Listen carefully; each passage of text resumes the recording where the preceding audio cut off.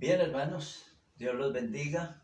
Amén. Los estoy saludando a todos en el nombre del Señor Jesucristo y dando gracias a Dios por esta bella oportunidad que tenemos para llegar hasta sus hogares, para llegar hasta ustedes, llevando la palabra de Dios, una palabra de fortaleza, de sanidad y de consuelo, en un momento donde seguramente se necesita demasiado la palabra de Dios, la voz de Dios, la presencia de Dios. Hay una enorme necesidad en este momento en el mundo, en el corazón humano, y hay ansiedad de Dios, porque hay necesidad de Dios. Amén. Y Dios está aquí porque Él dijo, me invocará y yo le responderé. Con Él estaré yo en la angustia. Señor no ha abandonado a este mundo, ni ha abandonado a su pueblo. Él está con nosotros para ayudarnos en nuestras debilidades y en nuestros problemas. Vamos a escuchar una lectura de la palabra del Señor y tengo aquí a mi esposa, ella va a hacer esa parte.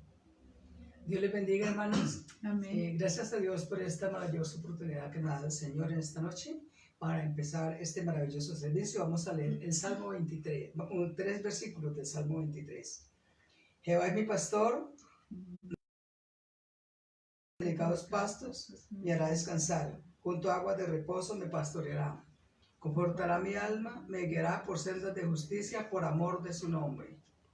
Aleluya. Bien, vamos a hacer una oración, vamos a orar por tantas necesidades, seguramente hay mucho por qué orar, hay demasiadas cosas que nos cargan y vale la pena orar.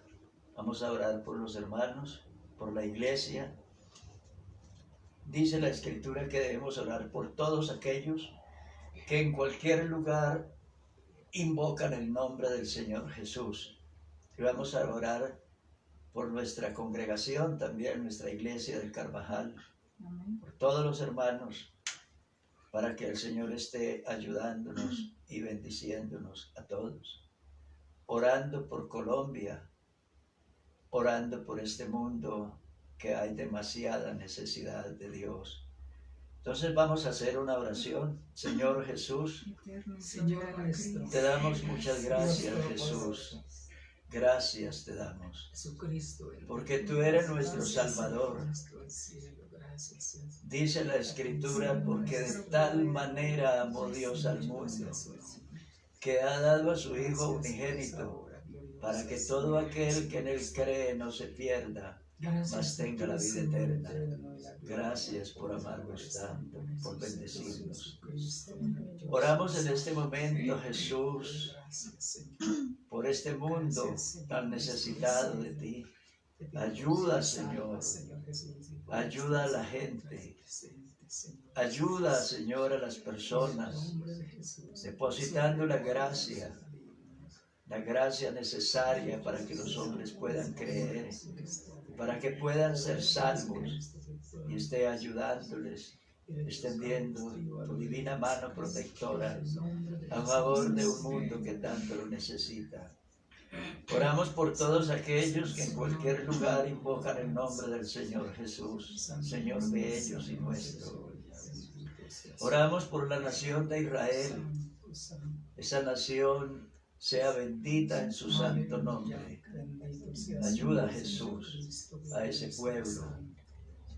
Oramos por la paz de Jerusalén, en el nombre de Jesús. Oramos por la congregación del Carvajal. Ayuda y bendice la iglesia. Sea próspera y bendecida, en el nombre de Jesús.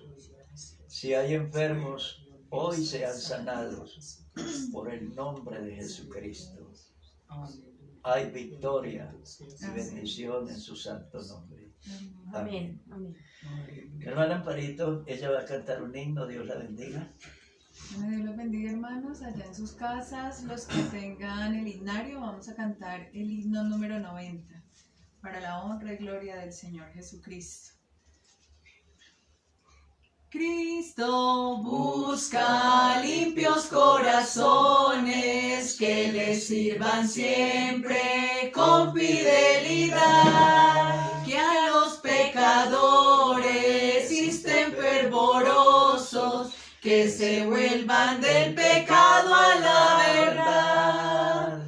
Ir a trabajar allá en los campos del Señor, que para las ciegas se presentan blancos hoy. Oh fieles siervos de Dios, a quien debéis todo honor, oíd su voz, salid a trabajar, labios puros Cristo necesita, que con gozo anuncien plena salvación, lenguas consagradas solo a su servicio, que proclamen al cautivo redención. Ir a trabajar allá en los campos del Señor, que para las ciegas se presentan blancos hoy. Oh fieles siervos de Dios, a quien debéis todo honor, oíd su voz, salid a trabajar, oíd su voz, salid a trabajar. Bien, es una invitación que hace Dios a trabajar. De pronto usted dice, pero yo soy una persona muy ocupado, pero de eso no está hablando el Evangelio. El Evangelio está invitando personas que quieran trabajar en la obra de Dios, servir en la obra de Dios y para la gloria de Dios. Bueno, inmediatamente vamos a ocuparnos de una lectura de la palabra del Señor. Seguramente nos va a tocar que separar esta porción de la Escritura, separarla en dos temas. Uno que vamos a estar analizando esta noche y el otro que lo llevaremos a cabo, Dios mediante, en el día de mañana en la escuela dominical, que será a las 10 de la mañana. 10 de la mañana. Quiero saludar a mi cuñada en la ciudad de Chaparral, por allá mi familia, hermanos. Estamos saludando por allá en ¿cómo se llama este barrio? Bueno, Molinos, por ahí hay otros familiares en Fusagasugá. Bueno, donde quiera que nos están viendo, nos están escuchando, están conectados. A los amigos que en este momento nos están escuchando en sus casas, desde sus hogares, Dios los bendiga. Los estoy saludando a todos en el nombre del Señor Jesús. Y entonces, invitándolos para el día de mañana, que será a las 10 de la mañana, confiando en el Señor, estaremos aquí ocupaditos en la escuela dominical. Amén.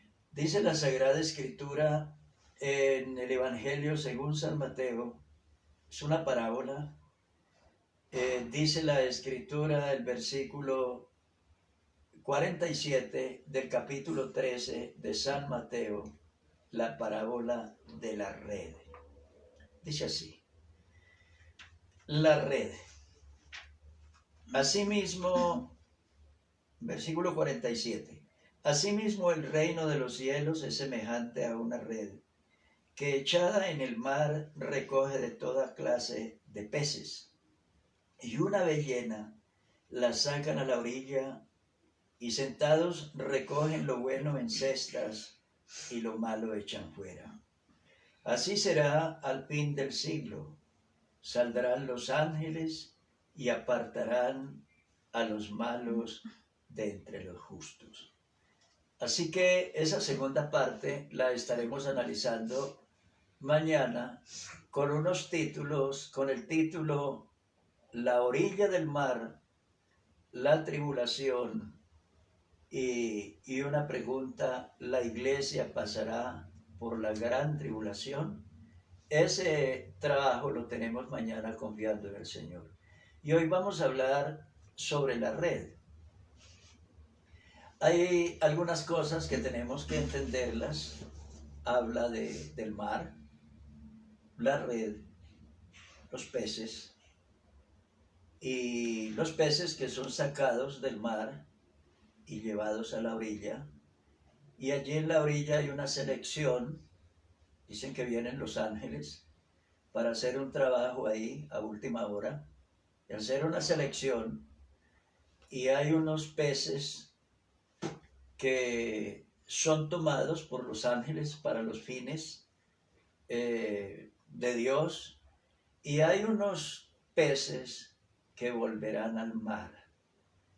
Entonces, tenemos que comenzar a hacer el estudio de todo este tema. Lo primero que hay que entender es que el mar es una manera del Evangelio, es una metáfora de referirse al mundo. El mar es el mundo. Dice que las aguas, según la palabra de Dios, son las muchedumbres, naciones, lenguas, son las gentes, o la gente, las personas. Pero también habla de los peces. Dice que los peces son las personas, son hombres y mujeres de todas las edades, colores, condiciones. Y habla de la red es el Evangelio. El Evangelio vino del cielo. Amén. Y el Evangelio lo que pretende, o lo que se pretende con la predicación, es lograr alcanzar a los hombres, a los pecadores, rescatándolos de las profundidades impetuosas del mar y de la bravura de las olas, para salvarlos, para llevarlos a un lugar seguro. Ese es el trabajo, el propósito de la red. Dice que recoge de toda suerte de peces, personas, colores, estado social, condiciones, cualquiera que sea, de cualquier nacionalidad, de cualquier lugar del mundo o de todos. La red no discrimina, no hay discriminación. Dice, para que todo aquel que en él cree no se pierda, mas tenga la vida eterna. Entonces, Jesucristo dijo en alguna ocasión, si alguno quiere venir en pos de mí. O sea que lo único que se necesita y que hace falta es que la persona abra el corazón, que la persona quiera, que la persona tenga disposición para seguir al Señor. Entonces, durante estos 2000 años de predicación que ya venimos cumpliendo, 2000 años de predicación del Evangelio, la red ha podido hacer un enorme trabajo durante estos 20 siglos, rescatando cantidades, sacándolos del océano, de las profundidades, y cambiando a muchos de ellos, transformando sus vidas, porque ese es el trabajo del Evangelio, rescatar al hombre, regenerarlo, salvarlo, renovarlo, convertirlo en una nueva criatura y ponerlo en el camino hacia el cielo y darle la esperanza de la vida eterna. Son miles, millones, son enormes multitudes, seguramente las que han oído el Evangelio durante estos 20 siglos y Y durante todo este tiempo han nacido demasiadas congregaciones y líderes y predicadores y pastores que se han ocupado de este trabajo. Han nacido iglesias, congregaciones, han habido milagros, porque eso pidieron los apóstoles.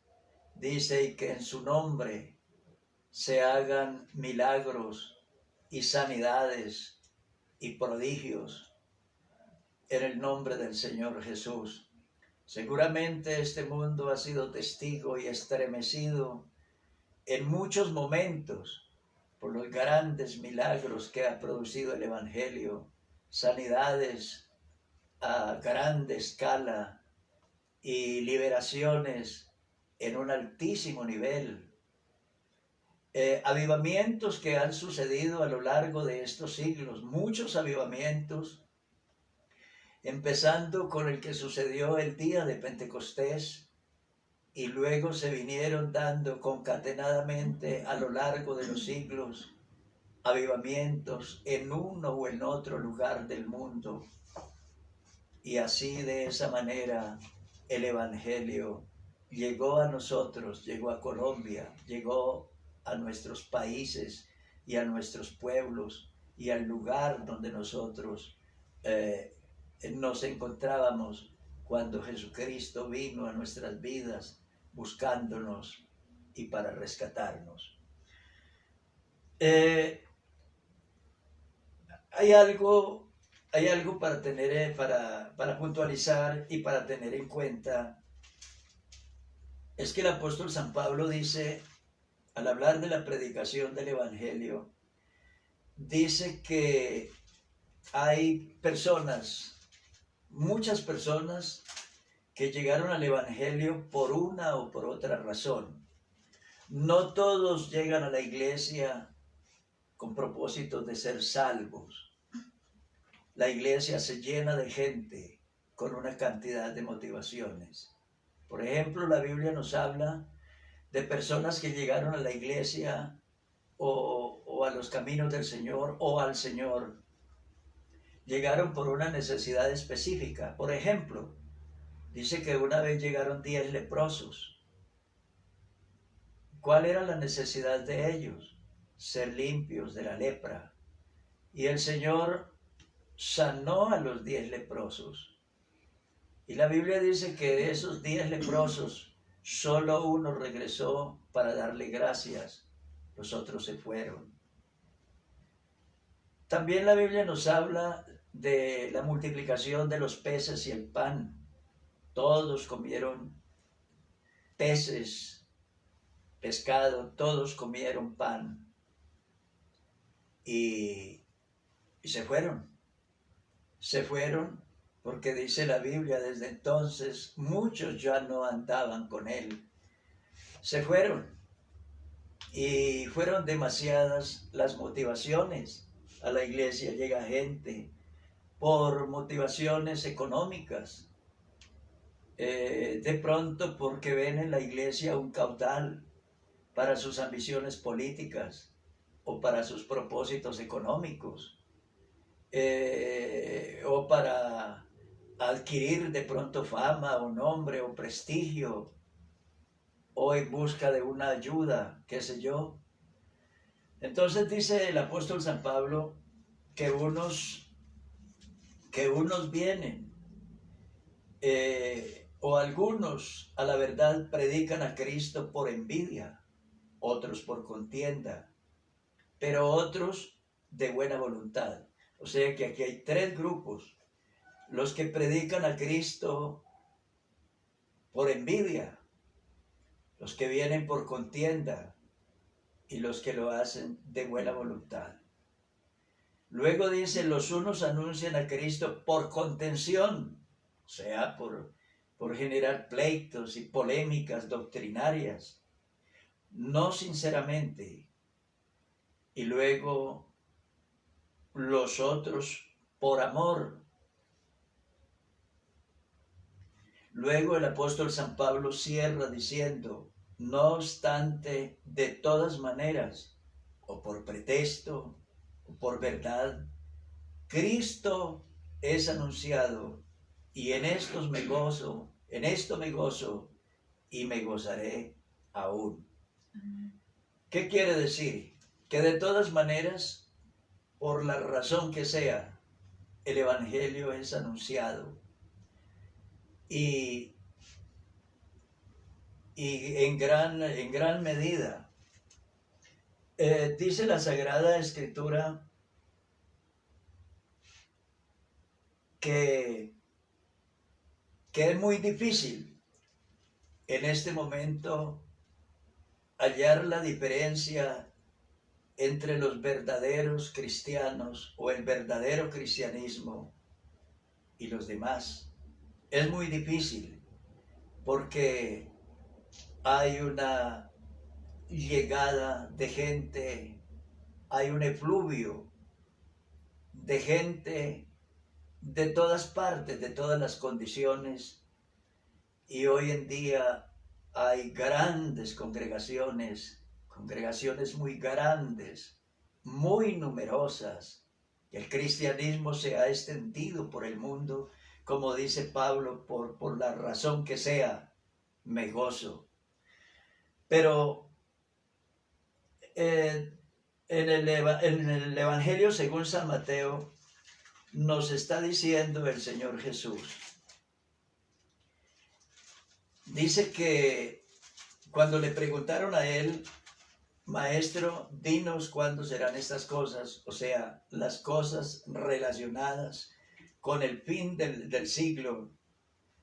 Dinos cuándo serán estas cosas y qué señal habrá de tu venida. El Señor responde de la siguiente manera. Entre todo lo que dijo esto, que es sobre lo que queremos puntualizar esta noche. Dice que muchos falsos profetas se levantarán y engañarán a muchos. Estoy en San Mateo 24, versículo 11, y luego el versículo 24, porque se levantarán falsos cristos y falsos profetas, y harán grandes señales y prodigios, de tal manera que engañarán, si fuere posible, aún a los escogidos. ¿Qué quiere decir? Que de todo ese mar de personas, de gente, que de alguna manera todos se van a denominar cristianos o evangélicos, y el mundo va a ser muy difícil para notar la diferencia entre la verdad y la mentira. Dice que de ahí surgen unos personajes siniestros, muy peligrosos. Dice que esas personas serán falsos cristos, falsos profetas, y algunos de ellos harán señales y prodigios, y engañarán, si fuere posible, de tal manera, aún a los escogidos. ¿Qué quiere decir? Que el engaño hacia el final de los tiempos sería terrible y demasiado letal y peligroso. Más que el COVID-19 que nos ocupa hoy, porque esa plaga puede matar físicamente a una persona, pero el error, la mentira, la falsedad, el pecado puede llevar a un hombre a la condenación eterna, a la perdición eterna. Así que el peligro que la Escritura aquí está profetizando es más grave, más letal, más mortal y peligroso.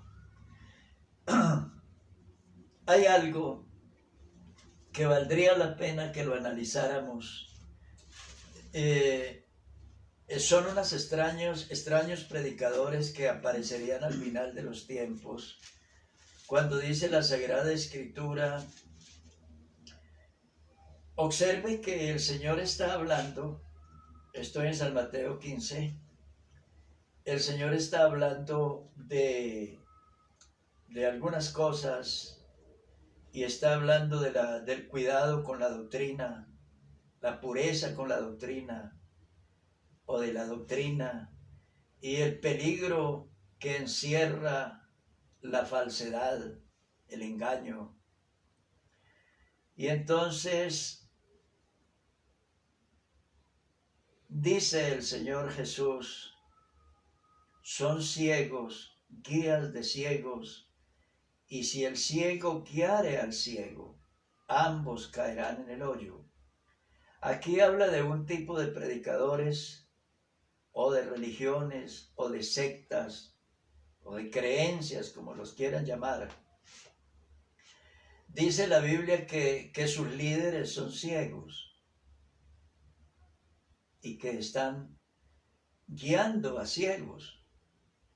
Y que si un ciego guía a un ciego, dice que ambos caerán en un hoyo.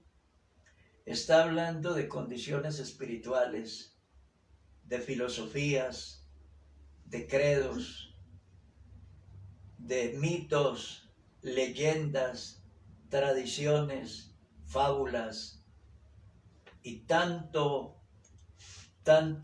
material que rueda incluso por las redes sociales y la gente no sabe si creer o no creer, si prestarle atención o no.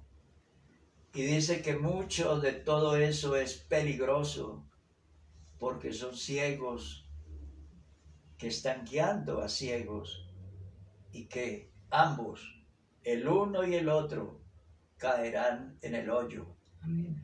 El hoyo son sus congregaciones o sus redes o aquellos sitios donde pueden capturar las almas y secuestrar, por decir así, la mente, la voluntad humana y la fe de los incautos para arrastrarlos y llevarlos al error.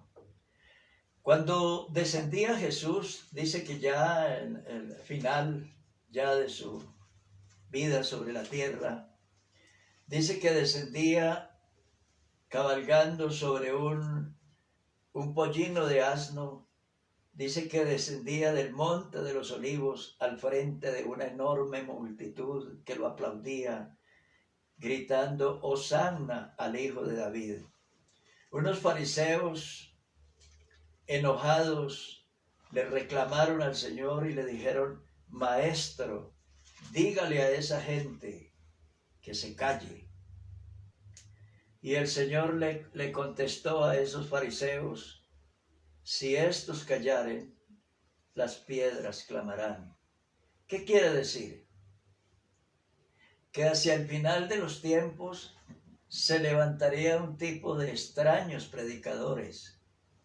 Algo así que Jesús en esa metáfora los llamó piedras, un tipo de predicadores extraños. ¿Qué es una piedra? Una piedra es un objeto, pero es un objeto inanimado, que no pertenece ni a lo vegetal, ni a lo biológico, no tiene vida. Sin embargo, el Señor dijo que esas piedras clamarían. ¿Qué quiere decir?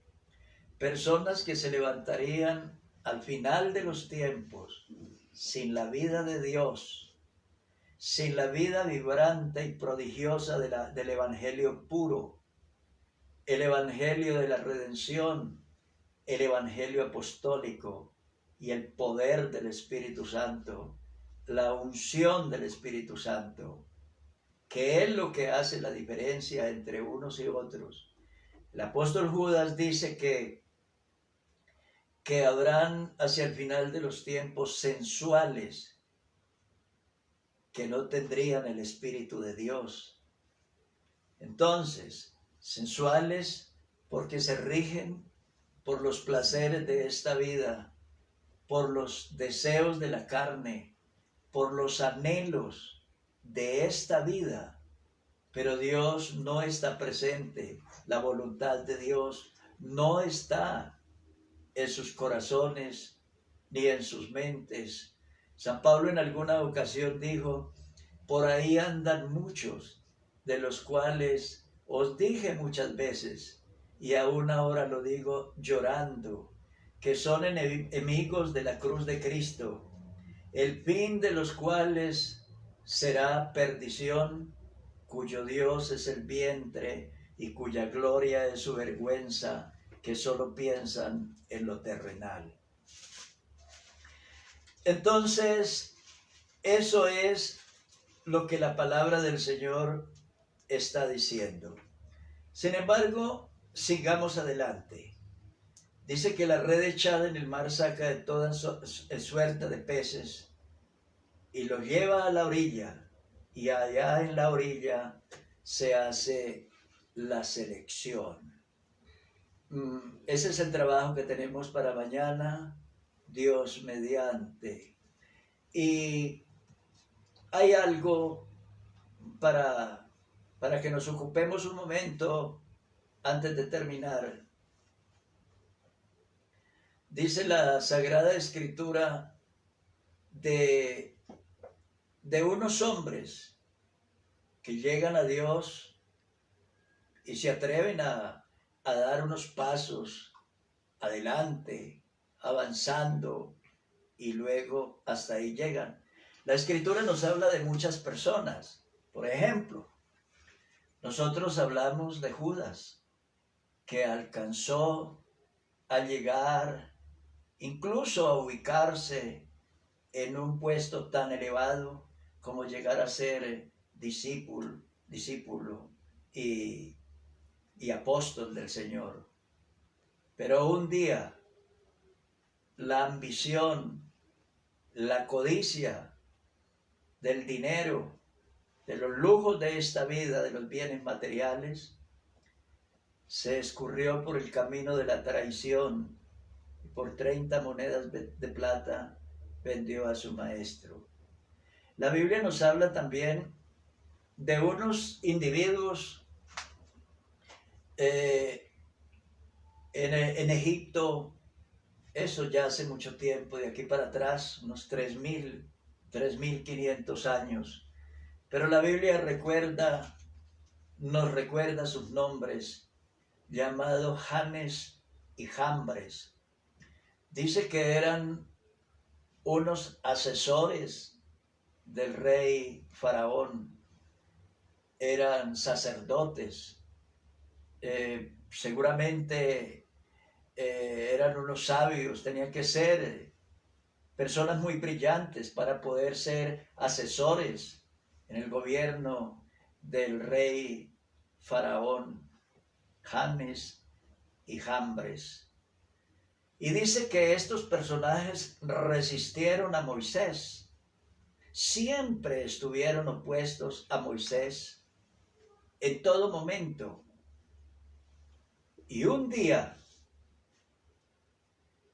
sorprendidos al ver el poder que había en Moisés, el poder que obraba en Moisés, la gloria que había en él y el poder cuando él hacía uso de la vara,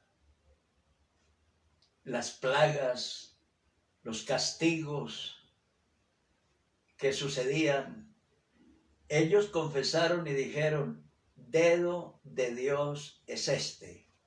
Llegaron a decir que el poder que había en Moisés era el dedo de Dios, es que ni siquiera la mano, era el dedo de Dios. Y que ese dedo generaba tales milagros tan extraordinarios, que nadie podía repetir o imitar y que nadie podía impedir o contener. Dedo de Dios es este. Pero cuando ellos creyeron eso, cuando ellos llegaron a ese grado de fe y de convicción, debían haber continuado adelante, haber caído de rodillas, haberse convertido, haber pedido perdón, haber renunciado a su pecado y a su brujería y haberse convertido a Dios de todo corazón. No lo hicieron, hasta ahí llegaron y ahí se quedaron. La Biblia nos habla también de otras personas como Ananías y Zafira, el Evangelio de los Hechos. Nos habla de unos individuos, hijos de un tal Seba, y dice la Biblia que esos personajes, esos sujetos eran exorcistas. Eran personas que se ganaban la vida embaucando a la gente con sus prácticas, con sus exorcismos, seguramente vendiendo jarabes, tal vez vendiendo fórmulas mágicas, atrayendo al ser querido o alejando al mal vecino. En fin, eran exorcistas que trabajaban en prácticas extrañas. Y un día, y ellos tenían conocimiento, ellos o habían conocido a Jesús, seguramente no, pero habían oído hablar de él, porque estaba muy fresca la historia de Jesús. Conocían de oídas a Jesús y seguramente de vista al apóstol Pablo, y conocían el poder que actuaba en Pablo. Y entonces un día se encontraron con un endemoniado, un hombre poseído del diablo, y llegaron allí al lugar para decir: os conjuro por Jesús, el que predica Pablo. Por eso estoy diciendo que de oídas conocían a Jesús y seguramente de vista conocían a Pablo. Pero ellos, sabiendo la historia de Jesús y conociendo a Pablo, ¿por qué no se arrepintieron? ¿Por qué no cayeron de rodillas en genuino y verdadero arrepentimiento delante de Dios? No lo hicieron. Llegaron hasta la orilla. Llegaron hasta ese punto de comprensión, pero no siguieron adelante. Se quedaron en la orilla. Y hay un caso más que quisiera recordar en este momento, y es el caso de Simón, seguro de donde viene la palabra simonía. Simón dice que era un mago que había en una ciudad llamada Samaria, y dice que con sus artes mágicas había enredado a la gente de esa ciudad. Todos creían en él. Todos les dolía una muela y arrancaban para donde Simón. Se había vuelto muy famoso, rico y seguramente muy importante. Era una persona muy importante en esa sociedad de samaritanos. Y un día llegó allí la predicación del Evangelio y comenzó la gente a convertirse, porque es que en esa ciudad o por esos contornos, años atrás había llegado la mujer samaritana presentando a Cristo, del cual había bebido el agua de la vida. Y entonces habían unas raíces por allí que estaban en tierra y valía la pena refrescar con el agua de la vida. Cuando el Evangelio llega a esa región, la gente comienza a recibirlo, a entenderlo y a convertirse. Y dice que los discípulos, los apóstoles, imponiendo las manos, la gente recibía el Espíritu Santo y se arrepentían y eran bautizados y se invocaba sobre ellos el nombre del Señor Jesús. Hasta el punto de que el mismo Simón, maravillado, creyó, pero maravillado quería ir más adelante, pero no en la dirección o en la forma correcta. Y entonces llama a Pedro y le ofrece dinero, abre la chequera y le ofrece dinero y dígame cuánto dinero quiere, le pago lo que sea y deme ese poder, esa virtud, para que yo, al imponer las manos sobre cualquier persona, reciba el Espíritu Santo. Y entonces las palabras de Pedro fueron las siguientes: tu dinero perezca contigo, porque en hiel de amargura y en prisión de maldad veo que estás, porque piensas que el don de Dios se obtiene con dinero. Entonces, ¿qué hablamos de Simón? Que él es otro de los que llegó a la orilla, salió del mar y llegó a la orilla y ahí se quedó, porque no continuó más adelante, porque sus ambiciones eran otras, sus anhelos, sus propósitos eran otros, sus intenciones eran otras, su amor no era el reino de los cielos, no era su salvación, no era el deseo de ser un buen cristiano, un hijo de Dios. Su anhelo era posicionarse, mejorar su posicionamiento en este mundo, mejorar seguramente su fama o su nivel económico. Y ahí se quedó. Estimados amigos, ustedes que escucharon esta palabra esta noche,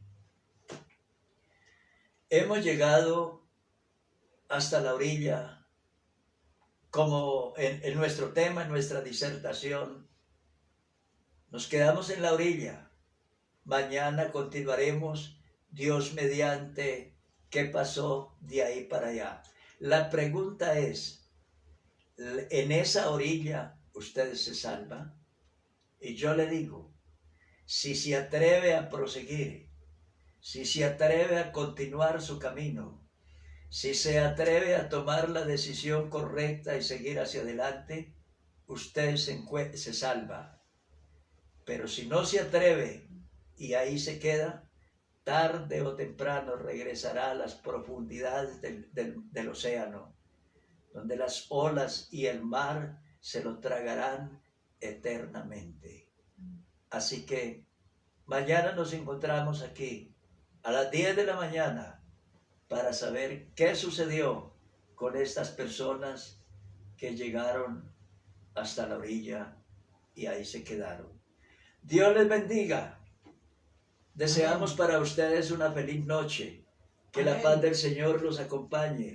Dios los bendiga. Dios los guarde. La paz del Señor Jesús sea con ustedes.